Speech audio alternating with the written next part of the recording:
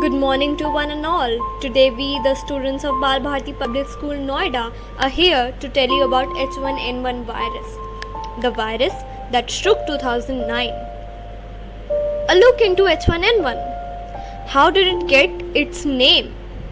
It was originally referred to as swine flu because its gene segments were same of a pig. It became a pandemic in 2009 and spread globally. It caused many deaths and it was said to be originated in Mexico in a farm.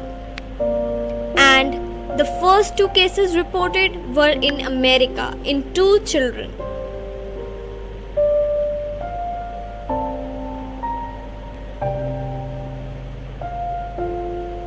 It was responsible for more than 17,000 deaths, hence, it was a deadly virus, and it originated from pigs in a farm.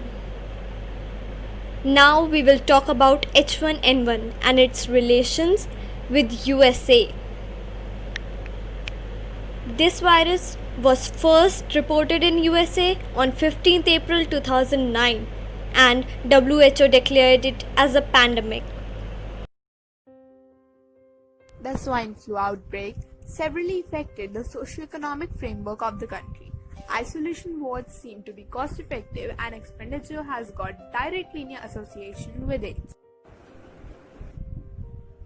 The economy had not only affected the higher cost of healthcare, but also due to the effect on demand, people reduced to visit crowded places such as shopping malls. The cost to US has been estimated at around 0.3% of GDP, and that's after schools and businesses had to be shut down there. It also has a large tourism industry which was badly affected.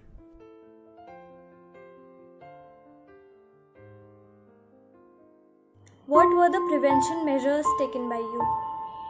As taken by all other people, I was also a part of that. It was advertised by the government of India, and it was told by all the medical fraternities to stay away from the non-veg food, to keep some mask on, don't go into a social kind of gatherings, somewhat similar to the kind of current situation. Do you know where this virus started in India? Yeah, I clearly remember it was in the city of Hyderabad, Andhra Pradesh. Now it is known as Telangana state. Were the people aware about the symptoms of the 2009 H1N1 virus? Yeah, certainly they were, because it was a largely advertised phenomena which took place, just like what is taking place right now in the country in the COVID-19 situation. Similar was the case in the 2009 H1N1 flu kind of situations. Government was spending huge budgets on national advertisements in radio, in the national channels, in the Doordarshans, and all these things were making everybody aware about the situations. And also the basic symptoms were the cold, fever, cough.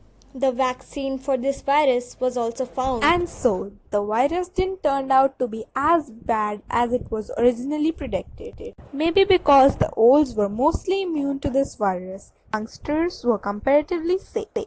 And finally, a vaccine was made and the world had a victory over the swine flu.